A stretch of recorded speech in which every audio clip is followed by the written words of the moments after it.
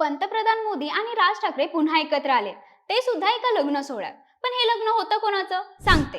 सध्या पंतप्रधान नरेंद्र मोदी आणि मनसे अध्यक्ष राज ठाकरे यांच्या एका लग्नातल्या भेटीचे व्हिडिओज आणि फोटोज सोशल मीडियावर भलतेच व्हायरल होत आहेत. त्यासोबतच त्यांच्यात राजकीय चर्चा झाल्याचंही म्हटलं जातंय.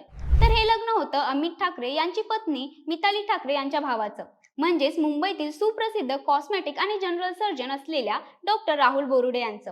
डॉक्टर बोरुडे यांनी 2019 मध्ये डी.वाय. पाटील मेडिकल कॉलेजमधून डॉक्टरकीची पदवी मिळवली असून ते जवळपास गेल्या 9 वर्षांपासून जनरल सर्जन क्षेत्रात कार्यरत आहेत. 5 डिसेंबरला दिल्लीत त्यांचा लग्न सोहळा पार पडला. या लग्नासाठी पंतप्रधान आणि राज ठाकरेंसह बरीच राजकीय मंडळी उपस्थित होती. या कार्यक्रमातच या दोन दिग्गज नेत्यांची भेट झाली. तसं पंतप्रधान मोदी हे लहान मुलांशी किती आपुलकीने वागतात हे आपण अनेकदा पाहिलंच आहे. दिल्लीतल्या या कार्यक्रमातही असाच एक प्रसंग घडला.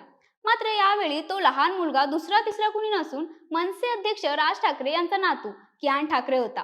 महाराष्ट्रात महाविकास आघाडीत असलेले राज ठाकरे पंतप्रधान मोदींचा नेहमीच विरोध करतात.